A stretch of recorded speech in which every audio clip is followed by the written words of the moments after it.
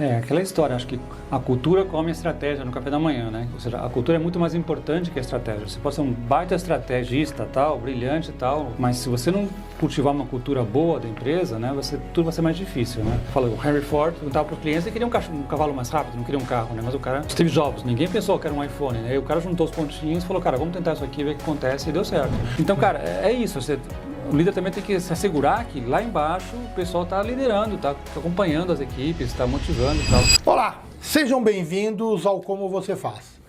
Hoje a gente conversa com alguém que começou numa empresa pequena, no meio de gigantes, e hoje é uma gigante no mercado. O convidado de hoje, Juan Agudo, sócio da DM, uma empresa que começou com cartões de loja e hoje é um gigante dos serviços financeiros. A empresa cresceu em média 38% nos últimos 15 anos. Não é para qualquer um, né? A gente dá para dizer aí que multiplicou tudo por 130. É isso mesmo, Juan? É isso mesmo, a conta é essa mesmo. Não sei como, né? Mas aconteceu. Nada. Bom, além disso, Juan atuou como conselheiro, investidor e nas horas livres ainda é o número 2 do Brasil no aplicativo de vinho Vivino. Então hoje nós vamos falar sobre cultura organizacional, varejo, influência de escolhas difíceis e o que muda quando você sai da entrega para começar a direcionar o rumo das coisas. Bom, agora, antes de mergulhar no papo, né, vou aproveitar, vou pedir o like de vocês para se inscreverem no canal, acompanhar e compartilhar o vídeo com a gente. E mais uma vez, esse episódio tem oferecimento da Skillflow Educação Corporativa, porque formar líderes é além de técnica, é sobre desenvolver visão, sensibilidade e influência. Juan, muito bem-vindo. Que prazer estar com você, Matheus. Eu conheço você, sou fã seu já faz 2 anos, né? Desde que a gente se encontrou no mercado aí. Fico muito contente de te ver depois de tanto tempo aí. Obrigado, obrigado. Bom, antes de tudo, né, para a gente começar aqui, você me falou que você teve uma infância atípica. Atípica, é verdade, é verdade. Assim, é um pouco diferente aí do pessoal. Que é um pouco o que me define também, né? Eu sou filho de cientistas, energia atômica, viajei pelo mundo de criança, Alemanha, Holanda e tal. Era para ficar 1 ano no Brasil, mas aí começou a sumir gente na Argentina, com a ditadura, e aqui estava bombando, anos 70. Fiquei mais um e fiquei 50 e poucos anos já aqui, né? Mas eu era assim, eu era o baixinho, dentuço, aparelho, óculos, franjinha, argentino ainda, cara. Não foi fácil a minha infância aí. Nerd? Só podia ser nerd, né? Então, a sobrevivência era dar cola pros outros, porque era o que eu tinha, né, pra oferecer. Então, até hoje sou um pouco aquele garotinho aí, né, sempre, né, muito antenado, nerd, procurando sempre melhorar as coisas aí. A Argentina ainda continua torcendo para os times argentinos ou já está torcendo? Muito pouco. Aqui? Mais Palmeiras do que River. Foi mais Palmeiras que River. Ah, é? Virou para cá mesmo? Você sabe que eu conheço algumas pessoas, alguns argentinos, né? Inclusive alguns já foram chefes meus e todos eles eram Boca, mas vieram pra cá, torceram pro Corinthians. Falaram, o Corinthians Boca é igual ao Corinthians, né? Igualzinho, por isso que eu tô falando. O River seria mais um São Paulo, né? Mas o River é uma coisa muito longínqua aí, então... Eu cresci perto do Palmeiras, né? 20 anos morei perto do Palmeiras, ia lá e tal, então por isso que tem essa afinidade com o Palmeiras. Tá certo, tá ótimo. Aí o que é seus pais cientistas? Ambos eram... Ambos. Cientistas, ambos na área nuclear? Exatamente. Caralho. Brincadeira, cara. Eu sou uma mutação aqui, não, brincadeira. Não, e aí você se formou, eles eram de que área? Física? Química, formaram em química. Isso. E aí você resolveu ser engenheiro? Eu falei, eu quero ganhar dinheiro, porque, eles são brilhantes, mas cientistas, não ganham dinheiro. Eu lembro que um dia que eu tomei a decisão, cara, não é justo, eu quero ganhar dinheiro. E engenharia é a coisa mais versátil que tem, né? Então, sim. Você vai trabalhar com um monte de coisa depois, mas você aprende a aprender, basicamente. Você não usa nada daquilo que você aprendeu, mas você aprende a aprender e a se virar com... Você se formou exatamente em engenharia do quê? Produção, que é a fake engenharia, né? Aquela que não é de verdade, que não vai com a mão na graxa, não vai na fábrica, é para banco, consultoria, né? Então é a engenharia paraguaia que a gente chama, né? Meu Deus. Verdade, pior é que é verdade, é meio coisa.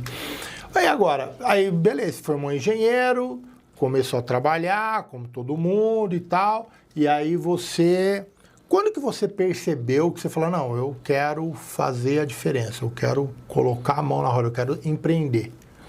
Eu lembro que já com uns 30 anos, falei, cara, seria legal eu ter o meu negócio, né? Que tem mais upside, né? Do que você trabalhar, ganhar prêmio, tal, etc, né? Então, eu lembro que com 35 anos, eu falei, tinha muita confiança, falei, não, vou montar um negócio de crédito por quiosque, na Argentina. Só que o meu timing foi muito ruim, foi na época que a Argentina estava indo pro buraco, em 2001, né? Que teve Corralito, acabou o sistema bancário do país, tudo, né? E para ser franco, não teria dado certo, porque eu acho que para você dar certo como empreendedor, você tem que ter um sócio muito bom e complementar. Naquela época eu estava sozinho, não ia dar certo, né? Aí, 10 anos depois, voltei para o Brasil e tal, aí eu encontrei o Denis. O Denis é um cara que é meu sócio da DM, o D da DM é do Denis, né? Cara, é um cara iluminado, cara, é muito bom de relacionamento, é um cara muito intuitivo, conhece muito varejo, né? Eu sou o nerd e complemento um pouquinho ele, né? Então, eu falei, Denis, eu quero comprar um pedaço da sua empresa, que era uma empresa desse tamanho naquela época, né? E aí eu dei sorte, né? Que eu consegui pegar a empresa, liderei comercial, risco, 12 áreas aí em 15 anos e o timing foi bom, a gente cresceu quando os bancos estavam saindo, né? Então, assim, a gente deu muita sorte, eu acho, realmente no crescimento da empresa aí, nesse período. Eu olhando de fora a DM, né, eu estou trabalhando, sou da concorrente, mas eu estou olhando para o que os meus concorrentes estão fazendo, eu vou aprender com eles, né? E eu vi muita coisa que a DM fez nesse tempo, eu achei muito certeiro, muito, como é que fala?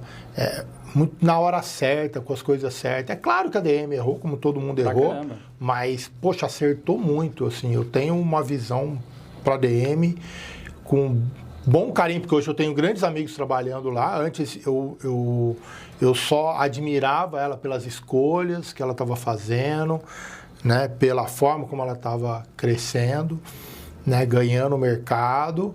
E hoje a gente trabalhou um pouco junto, né, criou um carinho maior, e aí eu tenho uns amigos lá hoje. Cara, eu acho muito legal o que a DM vem crescendo, vem fazendo, e de forma consistente, né? Não é uma coisa que cresce muito rápido, estoura e depois cai muito, né? É verdade, é verdade. Legal. Mas aí tem uma coisa, que você fala de empreender. Uma coisa é falar, eu quero empreender. A outra coisa é, eu quero fazer a diferença. Eu quero ser protagonista nesse mercado. Quando que você se virou e falou, eu não quero só empreender, eu quero virar esse protagonismo, eu quero estar ali direcionando o mercado? Sim. Acho que vamos lá, o fio condutor você tem que ser um pouco idealista, né? Eu sempre fui meio idealista, né? Fui presidente do centro acadêmico e tal.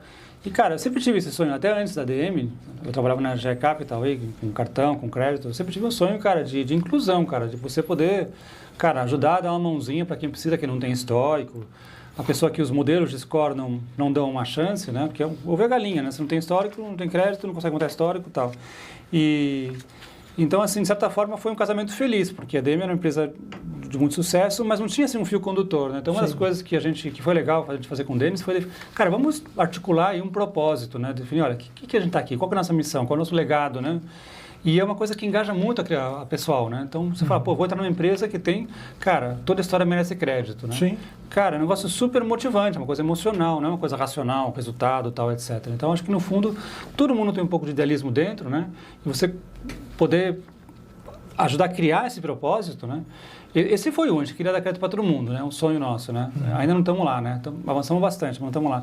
E outro era construir uma empresa diferente, né? Tanto o Denis como eu, a gente tinha trabalhado em multinacionais, né? E, cara, é aquela história, você conhece, né? Politicagem, né? Putz, burocracia e tal. Então, a gente falou, cara, vamos montar uma empresa que seja diferente, cara, que a gente tenha orgulho de trabalhar nela e que provoque o melhor de cada um, né? Mas sempre com muito fair, né? Com valores corretos e tal.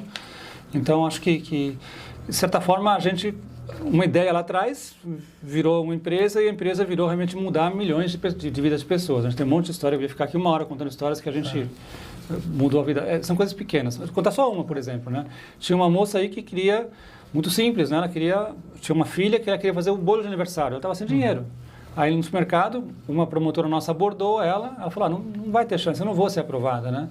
Aí ela foi aprovada, né? Ela foi aprovada e ela conseguiu comprar os ingredientes para fazer o bolo da filha. E o nosso marketing soube da história, foi lá, filmou e tal. Então foi muito bacana. Mas são pequenas histórias, tem muitas aí que a gente ouve, que você não vê no dia a dia, né? Números e tal, mas você está mudando a vida das pessoas, está tocando as pessoas, está ajudando a dar uma mãozinha para as pessoas. E é verdade, e muda mesmo, porque eu tenho tenho o prazer de ver uma situação. Eu vi uma situação dessa acontecer na minha frente. Olha só. Com alguém que eu conhecia. A pessoa estava lá, ruim de crédito, ninguém dava. Aí uma empresa deu crédito para ela, cara, transformou a vida dela. Sim. É inacreditável. Até eu ver, eu sabia que transformava, mas não tinha aquele poder que eu vi ali acontecer. Eu falei, caraca, fato, é você muito pensar, bom. mulheres têm menos crédito que homens, Sim, jovens muito menos, alguns CEPs são malditos, mas é modelo estatístico, entendeu? Não dá para saber que uma pessoa é... Então, é muito bacana você desafiar o score, a matemática, que todo mundo segue scores, né, caixa preta, né? E a gente tem um produto agora de inclusão, que aliás está sendo lançado agora, que é o seguinte, né?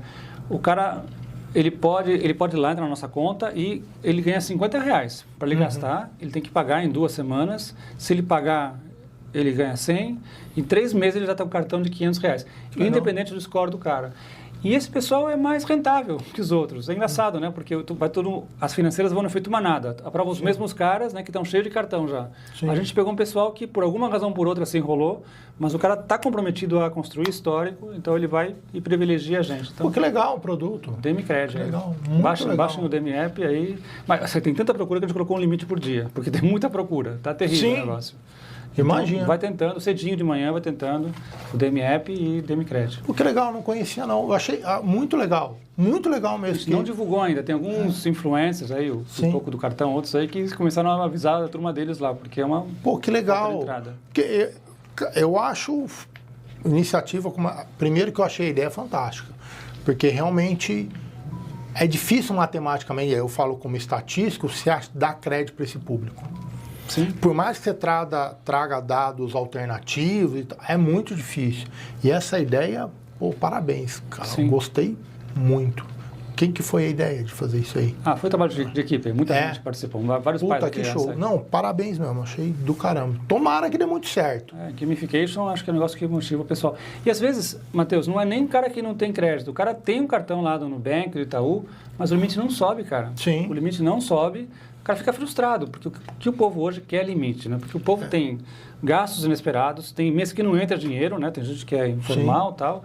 Então, assim, ele tem um limite de crédito, dá paz de espírito para ele. É uma prova de amor. Ele fala, poxa, tal banco tal, não faz 5 anos não aumenta meu limite, né? Então, é uma coisa delicada. E a gente vai lá e dá um limite pro cara, o cara tá, eu quero esse limite, né? Sim. Não, pô, muito legal. Pô, e aí, estamos falando, esses clientes... Né? O que é? Todo mundo fala, puta, tem a informação do cliente, tem que tratar o cliente, né? Como é para vocês tratar, buscar, capturar essas informações do cliente e ter o poder, né? Como vocês criaram o poder de informação desses dados, desses clientes? Cara, acho que assim, qualquer empresário, qualquer pessoa, qualquer colaborador tem clientes, cara, não tem jeito, né? Sim. E o ser humano tem uma tendência de achar que está suficientemente bom. E não está, cara. Quanto mais você puder falar com o cliente, interno ou externo, mais insights você vai ter, né? A Demi começou com o DNA do Denis, que é um cara que é muito bom de relacionamento, conversa muito com o cliente, isso ajuda muito, né? O Denis até hoje vai no saque de vez em quando obtendo ligação. Que é um perigo, né? Porque ele perdoa juro. Aí é um perigo, mas ele está certo de lá. Da história e tal, etc, né? Mas, cara, qualquer um, cara, assim, todo CEO devia passar, cara, 20% do tempo visitando o cliente. Seja loja, seja consumidores, né? Para sentir que é a vida deles. Porque a gente tem um monte de modelo mental que não tá ultrapassado, né? Não é igual aos nossos clientes, são bem diferentes dos nossos. Então, cara, a primeira coisa é separar tempo para visitar cliente. Isso é fundamental e todo mundo pode fazer isso, né? E segundo, quando você tiver uma tese, né? Cara, vou lançar um negócio desses aí, por exemplo. Será que vai funcionar? Será que os caras vão querer e tal? Cara, faz um focus group, cara. Puta, R$10 mil você pega um freelance aí, você junta clientes, discute, eles vão melhorar a tua ideia. Às vezes, antes de você programar alguma coisa, monta um mockup, né? Um PowerPoint com a tela mais ou menos como é que vai ser, mostra para o cliente e fala, cara, tá errado, não entendi isso aí, essa palavra. Você vai evitar muita fricção, muito atrito, muito furo no funil, né? Então, assim, quanto mais você falar proativamente com o cliente antes de desenvolver, antes de lançar alguma coisa, e a gente acha que a gente está errado. Isso é um ponto cego do ser humano, achar que está bom e não está bom. Não, a gente nunca está, né? Sempre dá para melhorar. Você vê? Você está vendendo uma coisa para um público que você não tem relação. Sim. Você não tem que saber o que ele está fazendo lá, né? Aí, se você olhar, o pessoal acha que é chavão, né? Mas se você olhar a Apple, o que o cara fez foi caprichar mais. Ele montou um negócio que era uma super UX, negócio super bonito, super gostoso. Então, é mais enfocado com o cliente do que aqueles smartphones que tinha horríveis lá, que era tudo complicado, com teclado e tal. Então, no fundo, se tem um cara visionário que fala, cara, eu quero ir mais longe, no carinho com o cliente, entender o cliente, ir mais fundo, aí esse cara vai ter uma vantagem grande, com certeza. Sim. Não, fantástico. E um focus group bem direcionado, bem montado, ele traz muita informação, né? Com certeza. Traz muita coisa. Acho bem feito, bem colocado, eu acho que agrega muito. Bom, agora, o que foi determinante para a DM, na sua visão, o que foi determinante para a DM ter esse crescimento, onde ela chegou hoje? Cara, eu acho que foi muita sorte, de verdade, foi muita sorte, porque era um segmento de lojas que querem fazer seu cartão. E elas foram muito judiadas pelos grandes bancos, né? O banco não atendia bem, né? O banco é muito grande, né? Eu tenho uma tese que o ser humano não foi feito para administrar empresas com mais de 5 mil pessoas, cara, não dá. A evolução não fez a gente para esse tamanho todo. Então a empresa fica engessada, lenta, arrogante e tal. Então a gente teve muita sorte que o Fininvest foi comprado por um banco grande, não tinha gente boa que falasse a língua do varejo, que entendesse as dores do varejo, né? Sim. O varejo quer vender mais, é só isso. Sim. Se você falar, cara, eu vou fazer um negócio que fideliza o teu cliente, que aumenta as tuas vendas, tá aqui, fala com outro lojista, né? Não olha meu PowerPoint, fala com outro lojista cliente meu, e a gente sempre teve clientes muito satisfeitos, né? Que no boca a boca ajudaram a gente a crescer muito, né? Então, eu diria que a primeira coisa foi isso, foi sorte, timing, né? De mercado e, cara, empatia e flexibilidade, mais que os outros concorrentes nossos. Sim. Pô, fantástico. Eu acho que você fala da sorte, a sorte sempre tem que estar junto com a gente. Sim. Né? Mas o timing, olhando o timing para colocar, ajuda muito. Vou voltar nesse exemplo do produto que vocês estão criando agora. Esse mesmo produto, talvez lá atrás, quando a taxa de desemprego fosse muito maior, talvez não desse certo. Da parte de crédito. É verdade. Né? Com a taxa de desemprego tão baixa assim, né, ele deu um negócio, é uma coisa para se preocupar. Puta, nessa região a taxa de desemprego tá alta, tira o pé lá.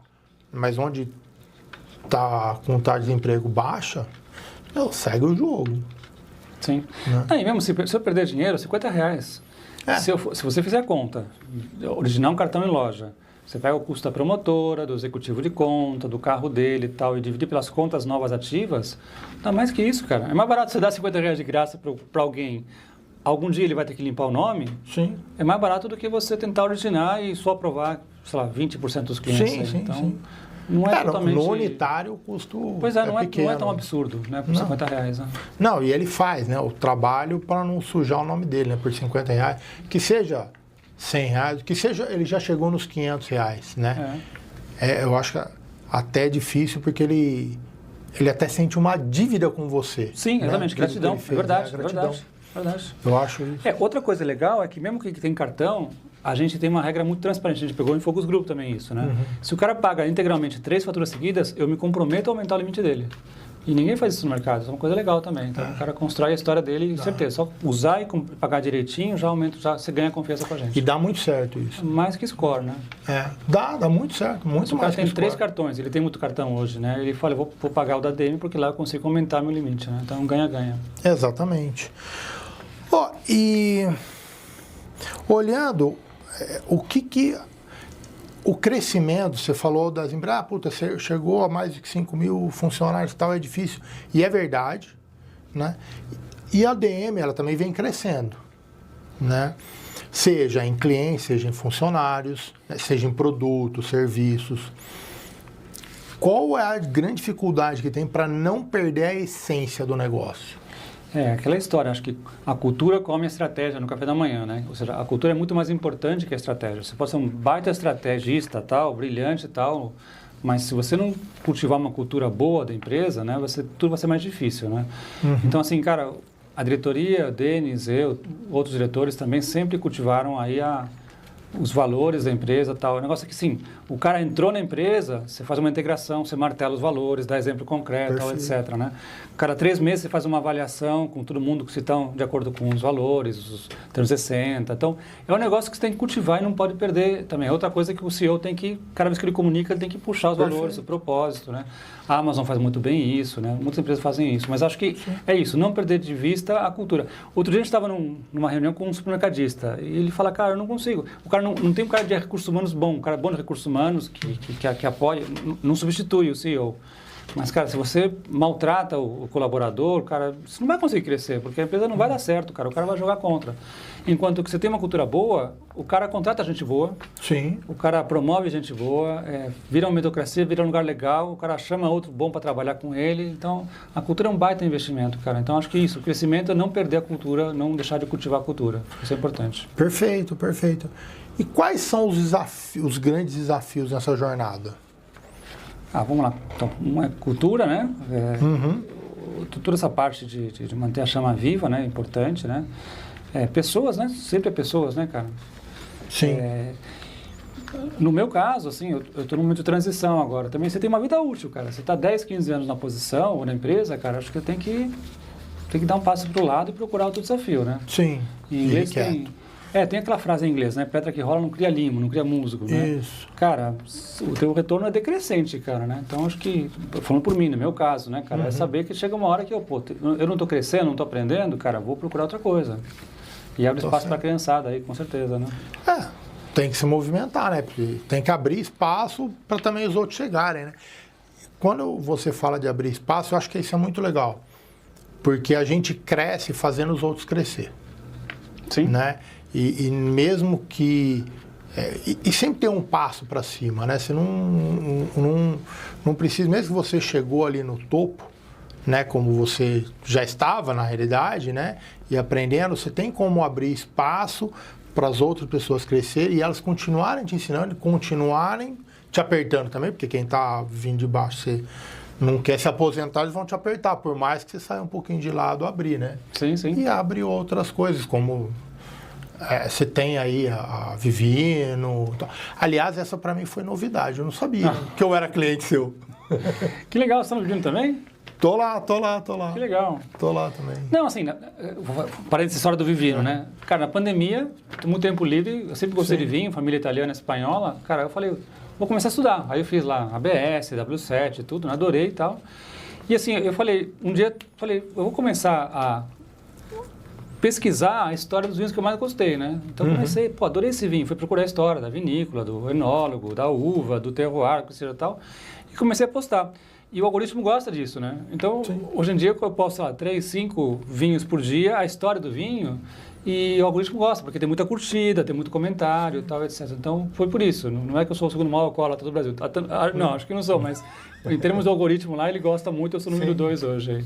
Que legal, que legal. Eu vejo, isso é bem legal. Que você pode... Eu vou por pura curiosidade, porque vinho é uma coisa que ele tem uma desgraça, que é o seguinte, antigamente eu bebia vinho de R$20. Aí eu experimentei o de 40, eles falam, nossa, o de 20 é muito ruim. Aí você experimenta o de 60, eles falam, nossa, o de 40 é muito ruim. Sim. E assim por diante. E aí eu vejo por curiosidade, para conhecer mesmo outros vinhos, crio coragem, às vezes comprar um bem mais caro para tomar eu e a esposa, mas é duro voltar no mais barato. Mas sabe que eu tenho uma tese com vinho que é o seguinte, que o vinho é subjetivo, por natureza. Você fala, pô, sentir maracujá, ninguém vai discutir, porque o teu aroma pode ser diferente de outra pessoa. Mas metade do vinho é a experiência, cara, é a história do vinho, né? Sim. Então, se você toma um vinho com a tua esposa num lugar maravilhoso, puta, que vinho maravilhoso. Serve o mesmo vinho uma semana depois em casa, pô, que porcaria de vinho, né? Verdade. Então, assim, eu acho que tem uma arte, e eu estou no Conselho da Casa Flora também, que é uma importadora de vinho, né? Tem uma arte que é contar a história do vinho, porque cada vinho esconde uma história por trás, né? Então, isso que acho que é legal, você ir além do vinho, né? Quer um exemplo que é para quem não acredita nisso, vai no mercado, vai no Mambo, vira e mexe no Mambo, eles dão um pouquinho de vinho para você experimentar. Eu, toda vez que experimento vinho é ruim, não vai. Também acho. Aí eu acredito, o cara fala, não, leva que é bom. Aí você leva, é bom. Em casa, no conforto, você conhecer num outro ambiente, é outra coisa. E outra coisa legal, tem um amigo nosso mercadista que ele falou, Juan, como é que aumenta a venda de vinho, né? Aí eu falei, cara, a minha impressão é que o pessoal fica com medo do vinho, de fazer errado, escolher o vinho errado e tal. Então, eu montei para ele 8 plaquinhas para ele colocar, cara, ocasião, né?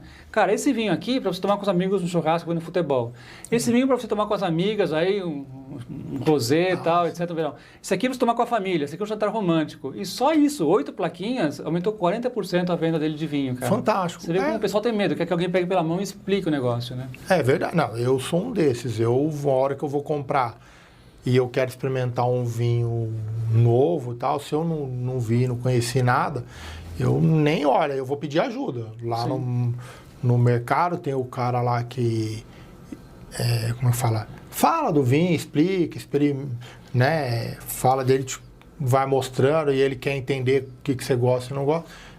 Eu sou assim, porque é difícil eu ir lá, gostei disso aqui. Não, você tem que saber mais ou menos. Daqui a pouco vai no ChatGPT, tá melhorando rapidamente as indicações deles lá.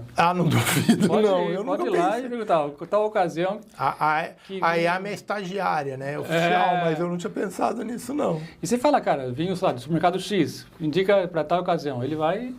Ele erra de vez em quando algumas coisas, mas aí você corrige lá na hora e tal. Muito legal. E essa história aí, eu achei, puta, ideia fantástica. Os caras podiam fazer isso mais do vinho que você deu ali, de colocar, né? Ocasiões. Muito legal. Agora, isso é uma coisa comum, né? O cliente, vou voltando aqui para DM, para o mercado, o cliente, ele não sabe muito bem o que ele tem na mão. Né? A gente vai lá, cria o produto, um monte de serviço, tudo, e ele não sabe o que ele tem na mão, o que ele pode trabalhar aquilo. Como é que vocês fazem para mostrar para ele, para o cliente, para onde ele deve seguir? Você falando do cliente consumidor? O cliente consumidor, o cara lá do cartão de crédito. É um desafio, né, cara? Hoje, especialmente, cara. Às vezes, da crédito, o cara usa para bet, né? Umas coisas não é fácil, né? Nossa! Mas, isso assim, é verdade. O gamification, né, storytelling, né, é uma coisa que é muito profunda no ser humano pela evolução, né? Então, eu confio muito no gamification. A gente fala, cara, você é nível 1. Aliás, acho que é R$100, não é 50, R$100 agora. Fala assim, muito simples, cara. Você pague daqui a use e pague esses R$100, cara, você vai ter 200. Uma coisa muito simples, não dá para complicar muito também, né? Mas eu acho que, assim, a maior forma de educar... Educação é um negócio chato, né? Assistir um treino, não. Mas se você tem um gamification divertido, com luzinha, tal, os chineses são muito bons nisso, né? Confete, assim, tal, acho que é o futuro. Você pegar o cliente pela mão, explicar aos pouquinhos aí. E como vocês fazem para escutar o cliente?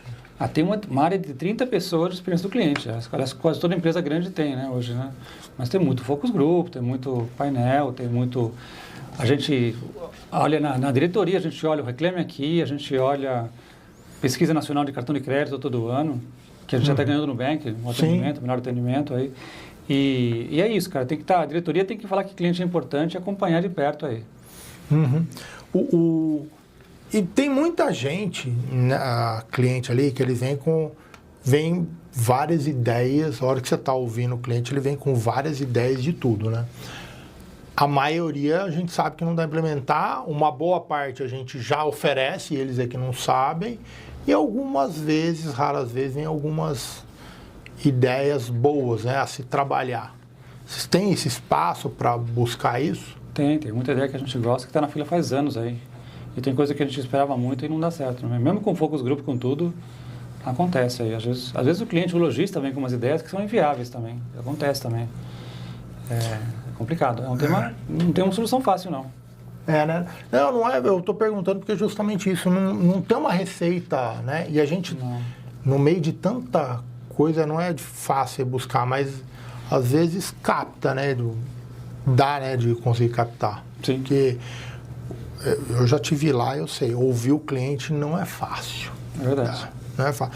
É muito mais fácil ouvir ele para arrumar problemas que você tem, né? Eles reclamando de alguma coisa, arrumar o problema para melhorar o atendimento, o serviço. Aí sim. Esse funciona muito bem, quer dizer, deveria se funcionar muito bem, né? Porque tem empresa que não faz isso não. Mas é o mais fácil de você fazer e colocar. Você tem que juntar os pontinhos, né? O cara falou você tem que juntar e falar, cara, os caras querem limite. Pô, essa é uma solução de limite gamification. Você tem que juntar os pontinhos, não tem jeito. O cliente não vai te dar um negócio pronto, né? Sim. Eu falei, o Henry Ford perguntava para os clientes, ele queria um cavalo mais rápido, não queria um carro, né? Mas o cara, Steve Jobs, ninguém pensou que era um iPhone, né? E o cara juntou os pontinhos e falou, cara, vamos tentar isso aqui, ver o que acontece, e deu certo, né? Vou dar mais um exemplo. A Ford, lá atrás, adoro carro, né? E lá atrás, todo mundo lançando a Scenic da vida, Picasso, não, é isso que os caras querem. Todo mundo lançando. A Ford foi e fez o... Como é que é o nome daquele carrinho deles agora? Só eu queria falar que eu esqueci. Pô, Mano, que hoje todo mundo faz. O Renegade, aquele tipo de carro. O Duster é o tipo de carro. A Ford falou, não é nada disso. É isso aqui que eles querem. Aí eles fizeram o carro. Eles já nem fabricam mais, né? Vai saber. Eles fizeram o carro.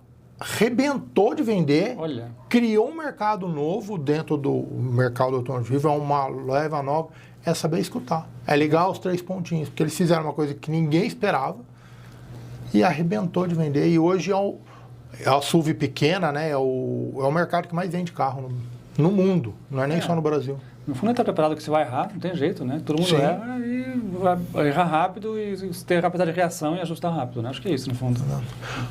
Agora, vou falando lá do varejo. No varejo, você tem a IA comendo solta, vindo para cima, todo mundo fala de IA. Como é que está o varejo lidando com a IA hoje? Cara, assim, a gente tem falado muito varejo, né? O IA é lógico, mas tem muita coisa básica que ainda não está resolvida, cara.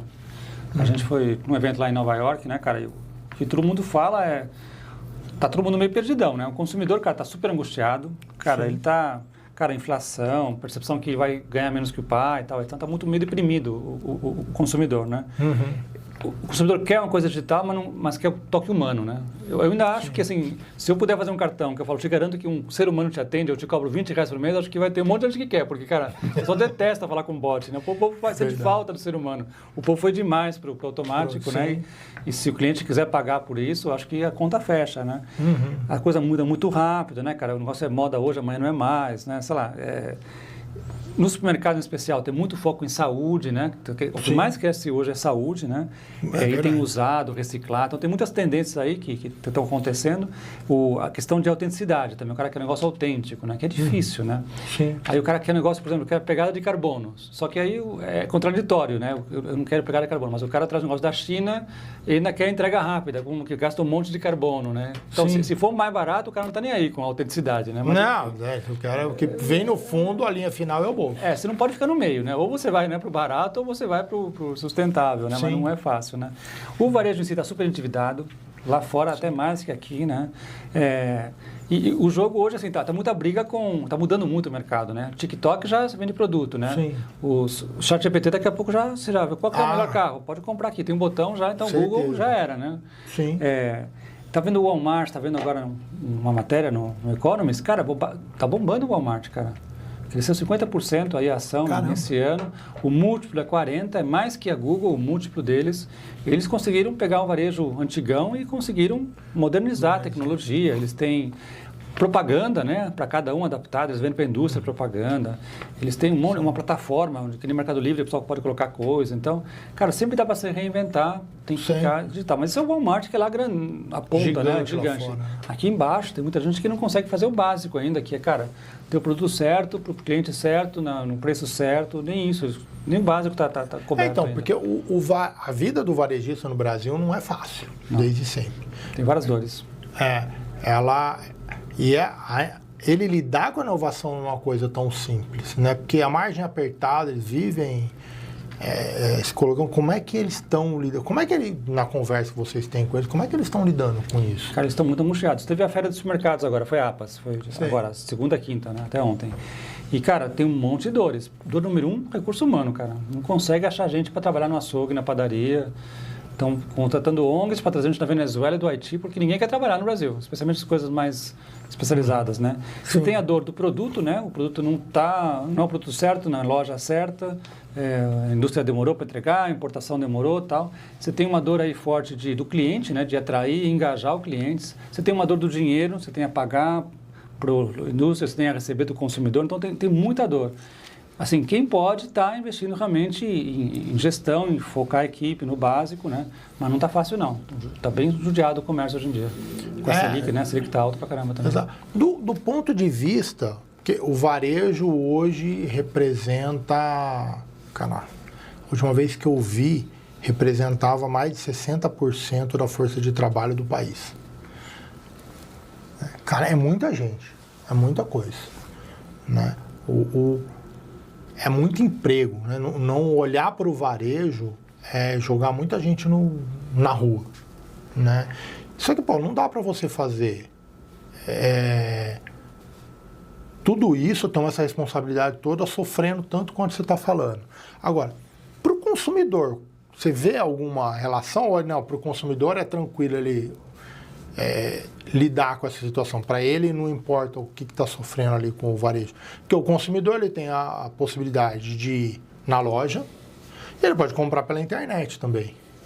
Né? Essa é uma relação que para o varejo mediano é complicado, porque ele não consegue colocar na internet tudo que ele vai fazer. Não, os mercados falam, cara, tem um puto investimento com entrega, com delivery, com internet e é 2% das vendas. A conta não fecha. Para o mercado típico não fecha a conta, cara.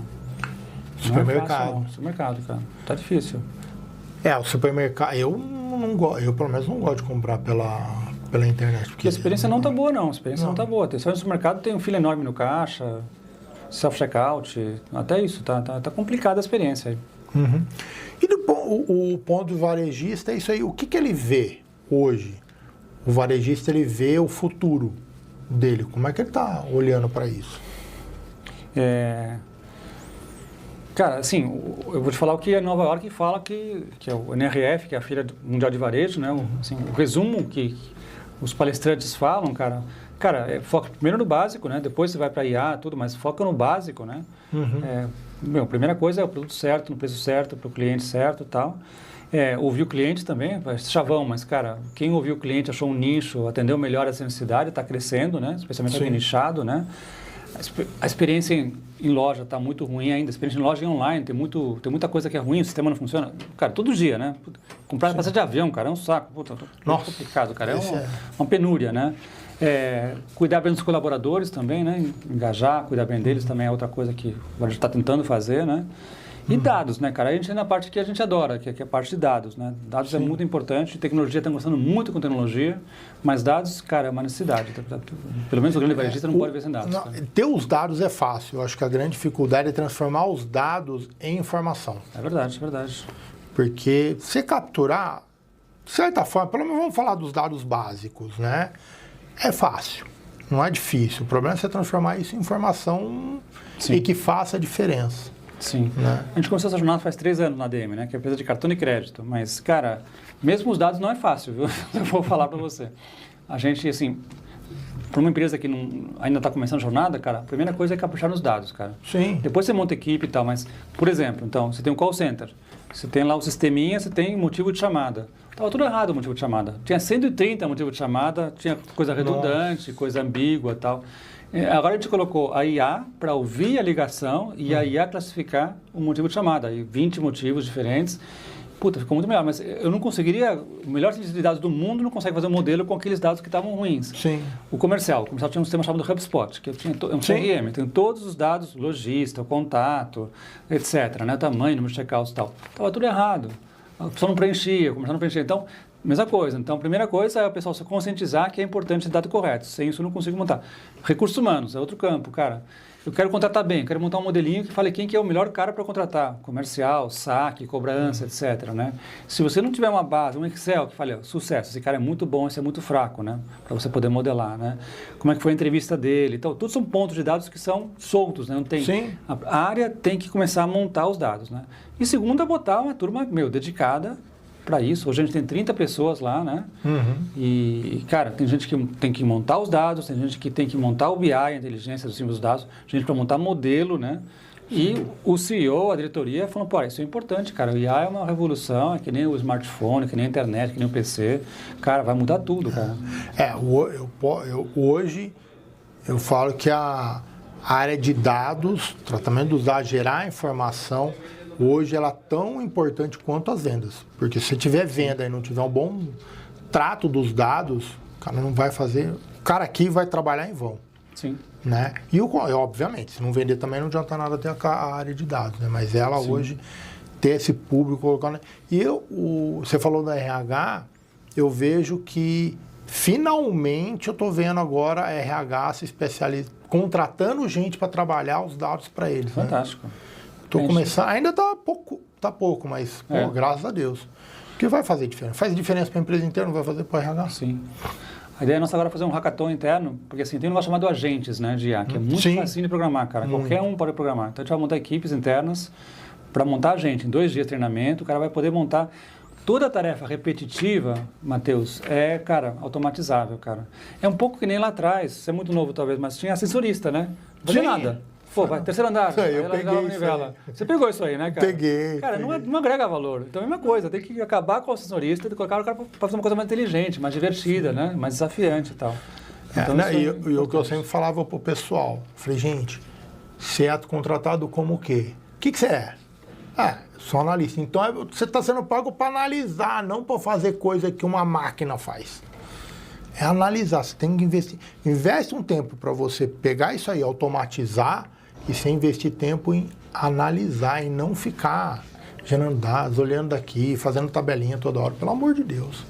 E para automatizar você tem que olhar o processo, e está cheio de funcionar o processo. Mesmo que não automatizasse, você fala, pô, por que isso aqui é aqui? Lá atrás alguém fazia, não precisa mais, cara, isso aqui. Então, assim, tem uma tendência do ser humano deixar entrar num piloto automático, né, cara? Então, só você olhar o processo já, você tem uma equipe boa de pessoal recém-formado aí, com muita sede de melhorar as coisas, já é um baita investimento, com certeza.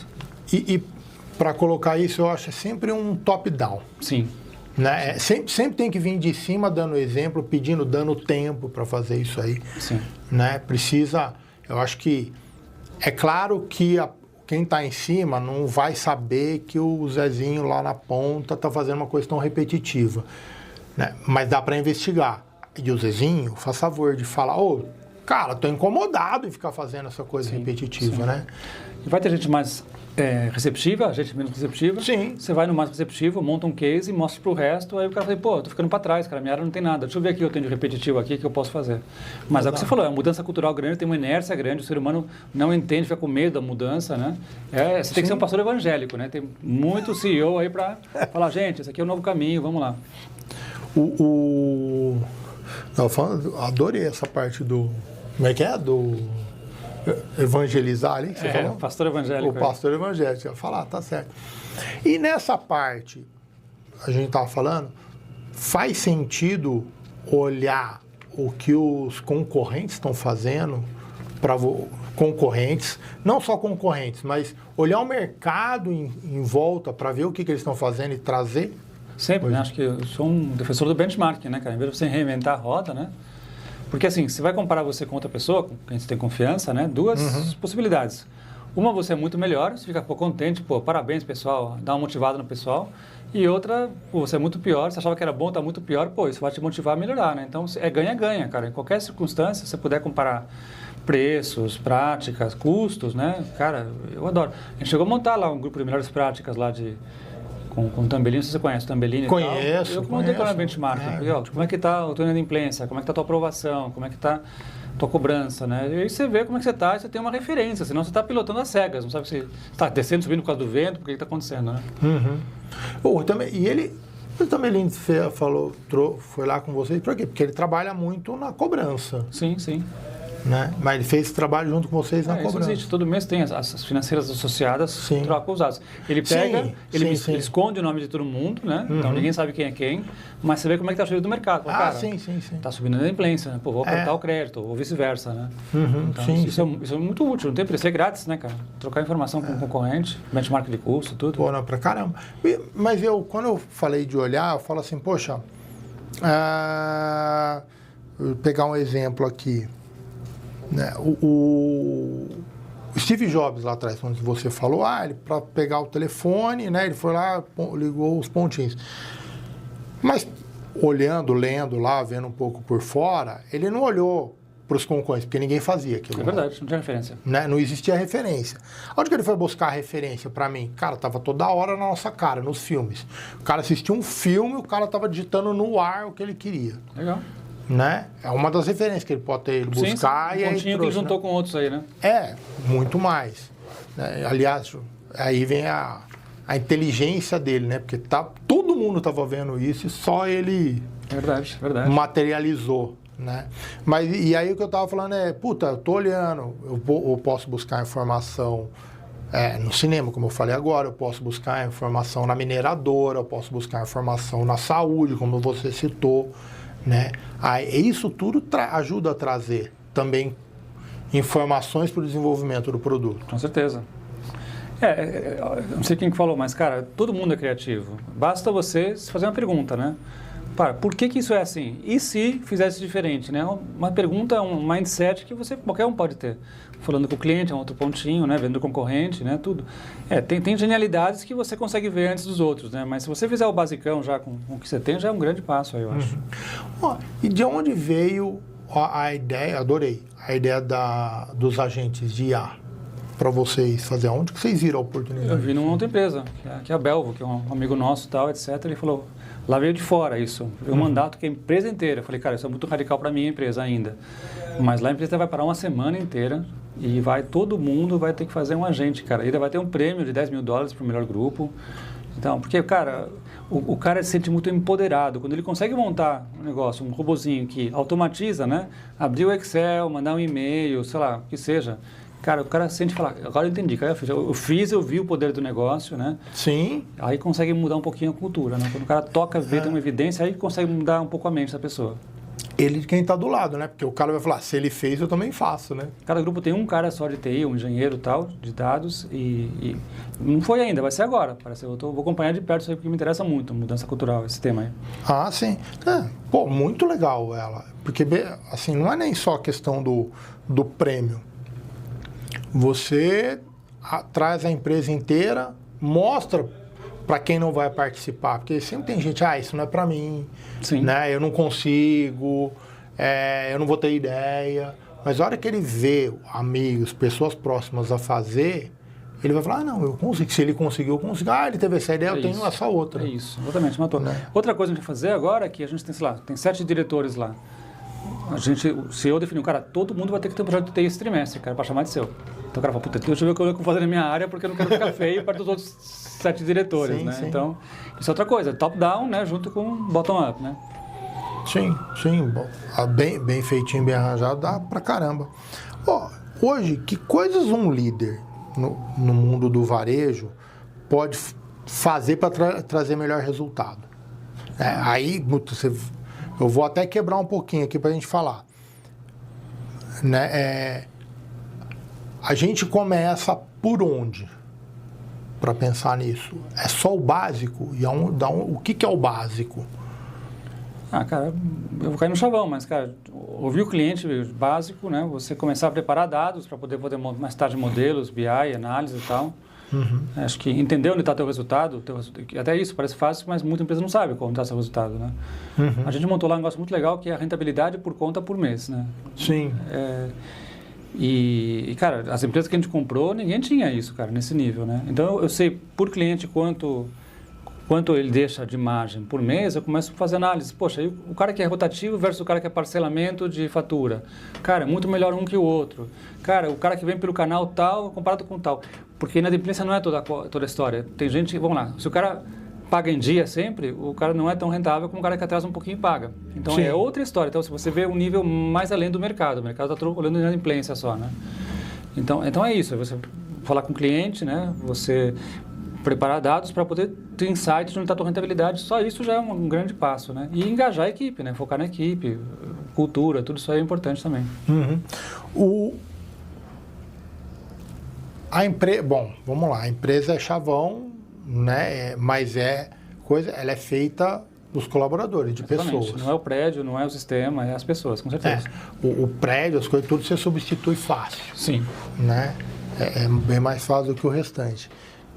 E aí lá no passado você veio e falou da cultura, do quanto ela é importante para você trazer todo mundo olhando para o mesmo lado. Agora, como faz os líderes, né? Porque liderar não é fácil, né? Você tem um monte de gente ali, cada um pensa de um jeito, cada um tem seu problema. Como vocês fazem para que os líderes consigam mostrar qual que é a cultura, porque não é também trabalho só do RH, né? Também o líder é o responsável por isso, e faz o líder, ensina os líderes, né, a desenvolver sua equipe. Porque a gente também não chega sabendo, né? A gente eu virei líder porque eu vou colocar ele como líder porque eu acho que ele dá conta do sentido. Mas ele também não está preparado para todos os desafios. Com certeza. Mas tocou um ponto importante. Assim, uma coisa que a gente tem observado, Matheus, é que, cara, na pandemia, parece que o pessoal esqueceu como faz gestão, cara. É engraçado isso. Não digo nível diretor, gerente, mas lá embaixo, o pessoal, coisas básicas não faz. Por exemplo, one-on-one com seus reportes. Uhum. Poxa, uma vez por mês você tem que sentar. Matheus, como é que você está, cara? Pessoalmente, a vida, tá tudo bem, tal, etc. Cara, o que te preocupa, tal. Coisas básicas, né? O pessoal não estava fazendo essas coisas, cara. Reunião com a equipe, semanal. Então, assim, tem casos, você vai dar risada, mas tinha gente usando o carro da empresa para fazer Uber, cara.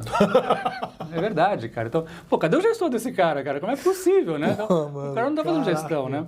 Então, a gente foi, assim, a gente viu que na pandemia o pessoal relaxou. Não tem um caderninho, assim, falar, eu vou fazer isso hoje, o caderninho digital, né? Uhum. Cara, tá aqui meus to-do essa semana, cara, eu tenho que fazer. O cara fica tudo na cabeça, fica perdido, né? Fora que você fica em reunião o dia inteiro, você tem 300 e-mails, né? Então, acabou que o pessoal esqueceu como é que faz gestão. Então, a gente teve que montar um mini MBA para todo mundo que é promovido para líder, ter um treinamento para o cara. A GE tinha isso também. Então, cara, é isso. O líder também tem que se assegurar que lá embaixo o pessoal está liderando, está acompanhando as equipes, está motivando e tal. Senão, fica um negócio solto aí, tudo perdido, né?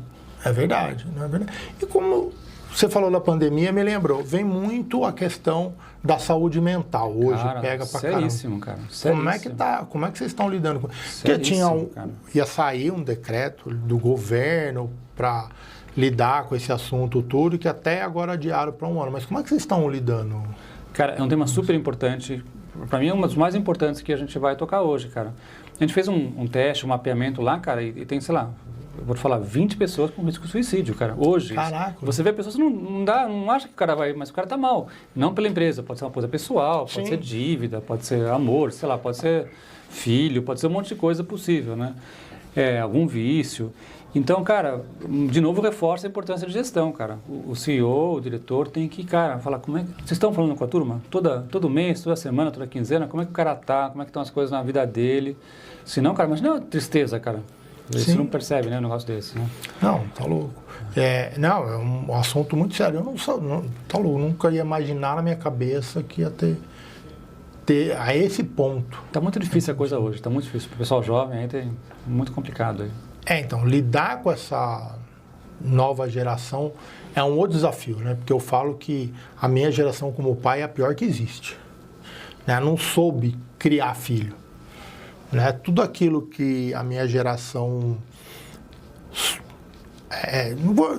bem entre aspas, sofreu, né? A gente fala, não quero que meu filho faça isso, né? Então, eu não vou deixar, meu filho vai andar de bicicleta, vou botar capacete, luva, joelheira, bota, não sei o quê, porque se ele cair, não vai se machucar.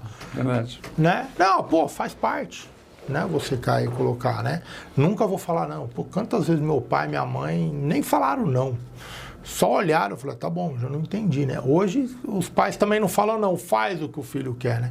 E aí, a hora que chega no mercado, na hora de trabalhar, ele vai ouvir não.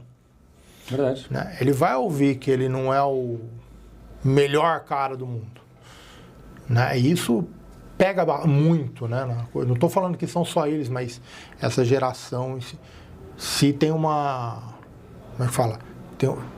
Ela é muito forte nisso, né? De lidar com essa entrada no mercado, né? Sim, verdade. Sim, bom, talvez seja um fenômeno eterno, né? Os romanos já falavam que os filhos eram... etc. Mas, cara, mas é verdade, tem um negócio chamado entitlement em inglês, né? Que, cara, o cara sente que já merece uma promoção, tá aí faz 6 meses, não fez nada, mas quando é que é minha promoção, tal? E é complicado, né? Você tem que ser muito transparente, falar, cara, você tem que fazer isso, tem que ter conquistas, tal, para você poder, ou estudar tal coisa, né? O cara tem que ser responsável pela sua carreira, né? Isso é básico, né? E acho que ninguém fala isso claramente, que nem você falou, né? O cara tá muito bicicleta de rodinha, mas às vezes o cara tem que falar, cara, é você que é o piloto dessa bicicleta, cara, não é a gente, né? Sim, e não é... Não quero falar mal dessa geração, não, porque toda geração É sempre assim, é uma tem coisa seu crônica, problema, é verdade, né? é Você tem verdade. sua coisa. É que essa só me parece que está um pouco mais evidente isso, né?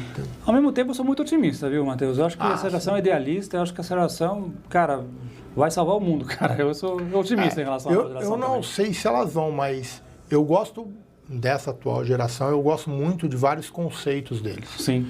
Eu acho muito legal. Traz muito questionamentos importantes para a gente fazer. Isso, tomara que alguns dê certo, outros não vão dar, mas é na persistência que a gente vai mudando. Né? Sim, sim. E me diga uma coisa, voltando, como é que você vê o mercado de crédito para o futuro? Isso é uma pergunta interessante, né? Bom, vamos lá. O cartão é um negócio que já tem, né? Já não é tão legal como antes. Se você pergunta para os jovens, né? Os jovens não querem cartão, né? Porque é aquela história, tem pegadinha, juro e tal. Então, eu acho que vai crescer muito o Pix parcelado, toda essa parte de Pix e tal vai crescer muito. Eu acho que isso é uma coisa importante. Toda a interface acho que vai ser por voz, né? Daqui a pouco você está falando com o negócio, serve o aplicativo, falar com o aplicativo, não tem mais de digitar, de procurar o botão e tal. Vai ser por voz. Cara, o limite vai ser instantâneo. Cara, você precisa agora, quanto? R$100, tal juro, se for R$500, tal juro, dinâmico, na hora, não é aquele modelo mensal de score e tal. E também não é aquela, monta um modelo cada 6 meses ou ajusta cada 2 anos. Cara, vai ser muito mais rápido, mais dinâmico o negócio. Eu acho que é isso, o robozinho vem pro bem, cara. O robozinho vai ajudar a gente em tudo, na experiência do cliente. Agora, você falou do Pix. O Pix parcelado eu acho muito legal, mas ele pode, hoje, pelo menos as atuais regras, ele pode suspender no meio do caminho. O Pix, a hora que você parcela. Você não precisa, porque no cartão de crédito eu posso... Chargeback, você tá falando chargeback, é isso? Não falo chargeback, mas, por exemplo, tô comprando uma coisa, eu pego o cartão de crédito, vou lá, parcela em 12 vezes. Se eu me arrependi da compra, ou é uma assinatura que eu estou fazendo, eu vou ligar na empresa, falar, não quero mais, eles cancelam e acabou. Tem 7 dias para isso, né? É um risco, né? Não, mas mesmo que seja assinatura da minha TV, está no cartão de crédito. O dia que eu quiser cancelar, eu vou falar com a empresa cancela. No Pix parcelado, eu posso isso cancelar, não está 100% claro, mas aparentemente, por eliminação, tem que ser o emissor que tem que correr com esse risco. Ele vai ter que colocar no preço. Basicamente é isso. Ele vai ter que o risco que ele vai correr. Colocar no preço, isso aí. Aí, isso é bom, porque aumenta o mercado para a galera cuidar disso aí, né? Para calcular exatamente o risco. Mas o que manda é a conveniência, cara. A solução mais conveniente é que vai ganhar. Não tem jeito. Não, fantástico hoje. Rapidão.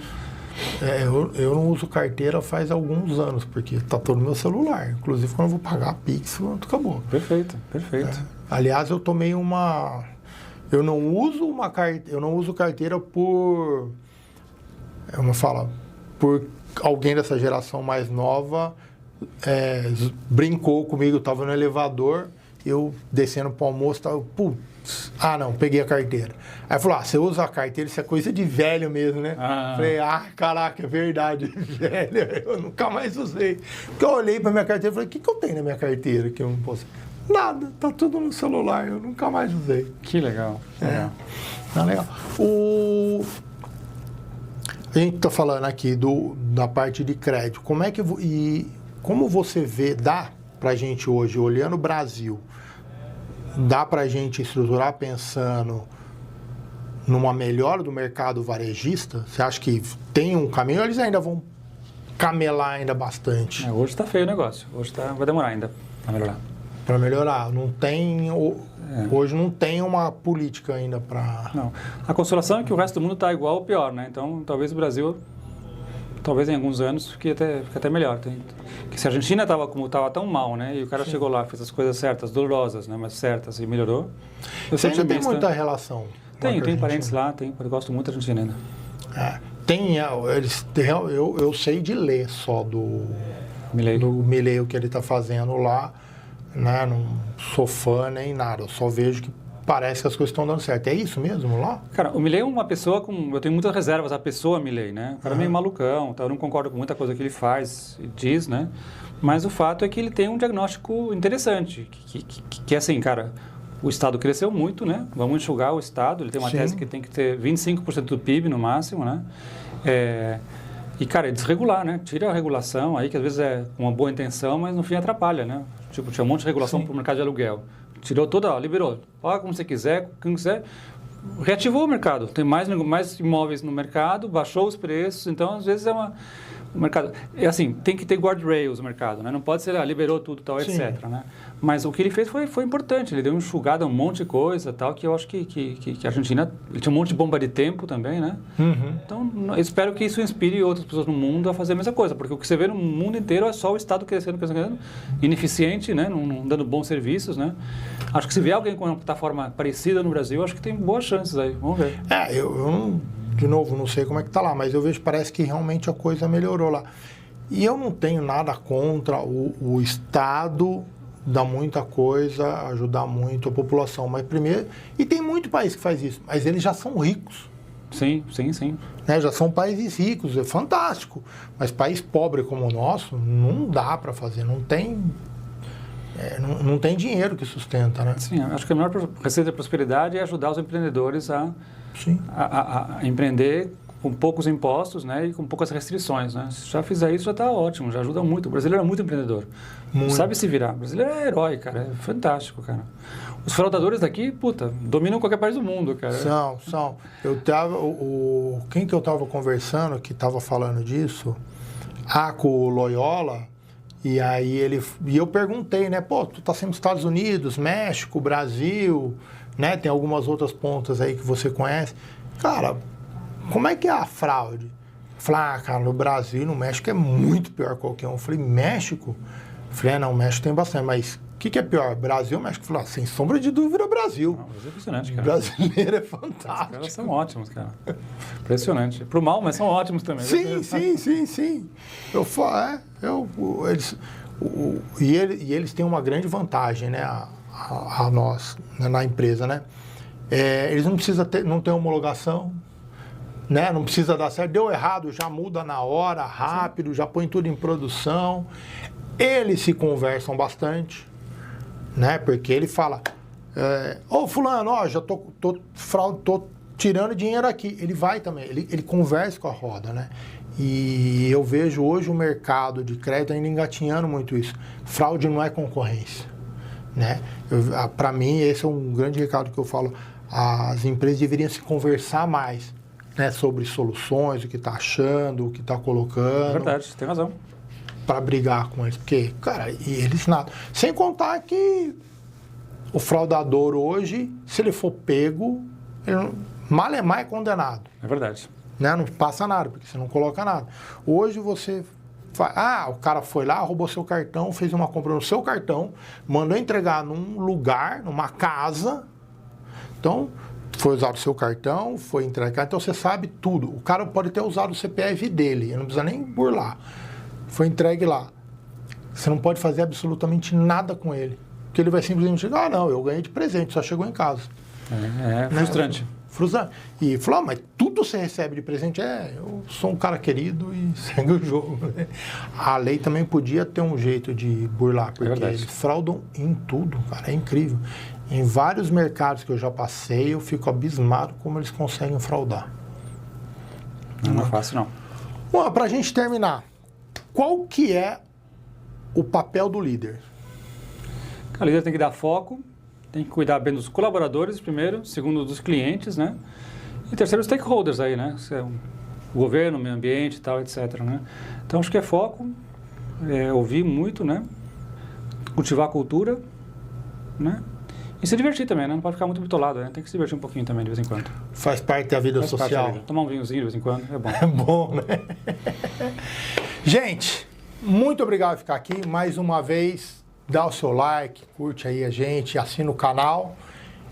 E também, mais uma vez, agradeço a Skillflow por todo o apoio que eles estão dando com a gente. E, Juan, cara, prazer gigante ter te recebido aqui. Obrigado, muito bom Matheus. mesmo, cara. Prazerzão te ver de novo, cara. Prazer. Até. Cuide-se, abração. Valeu. Tchau, tchau, gente. E aí, o que você achou? Bom, bacana. Falei muito rápido ou não? Deu pra entender? Deu tranquilo. Cara, sempre fico na dúvida de eu falar do Milei. Não fico na dúvida se posso falar essas coisas meio polêmicas aí. Não, mas eu quis tocar Porque eu falei, se for a gente colocar alguma coisa, depois tira. Mas eu queria isso mesmo, só. Não queria entrar em polêmica se ele está sendo bom, se está sendo ruim, o que está colocando. Falei, é o que está dando certo. Se vai dar certo, se vai ser aqui ou não. Que bom. Se você depois quiser, eu corto, não tem problema não. Não, tranquilo.